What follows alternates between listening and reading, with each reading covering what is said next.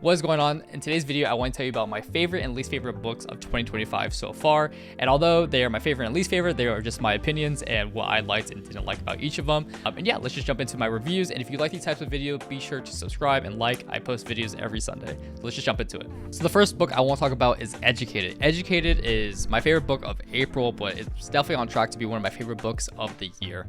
It actually, I think, was one of the best-selling books of 2018, so I think I'm a little bit late to the party. But it's an incredible book. If you don't know anything about Educated, it is a memoir by Tara Westover. Tara grows up in Idaho in an Orthodox family who definitely does not value education and does not allow her to go to school. It's not until she's a teenager and she self-studies for the ACT and gets accepted into BYU. She goes to school at the age of 17 and her first classroom's a college campus, which I want to take a pause right there. I think that's incredible. I thought about it from my own perspective, and I went to college. Going to college is kind of a scary thing, and I had years of prep before going to college. I remember being nervous.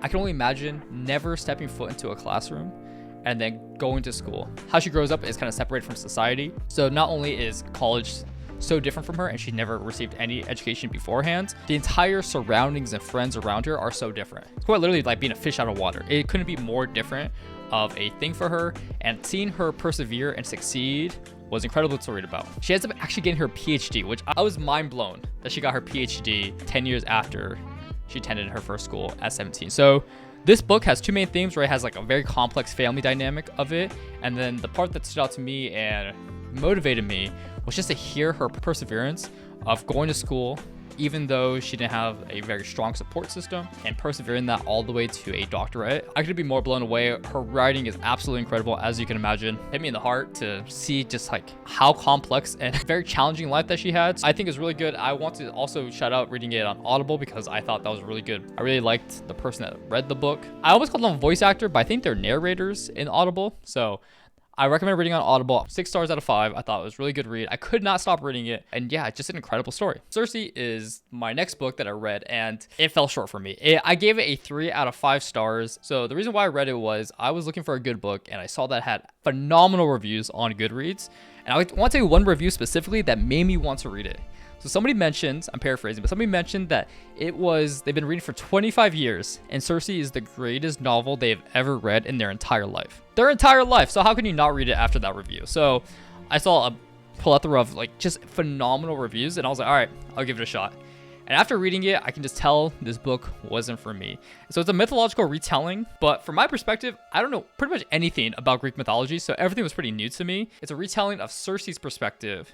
And Circe, from my understanding, is from Homer's The Odyssey. From this book, it's about Circe's perspective, from her upbringing to her banishment on this island. It's kind of like my personal development of like as a character and like a few of the challenges that are thrown at her. I think it was very well written, and I have like school of thought is like I wanted to keep reading, but then my other school of thought was I was kind of getting bored of the dialogue that was happening in the book.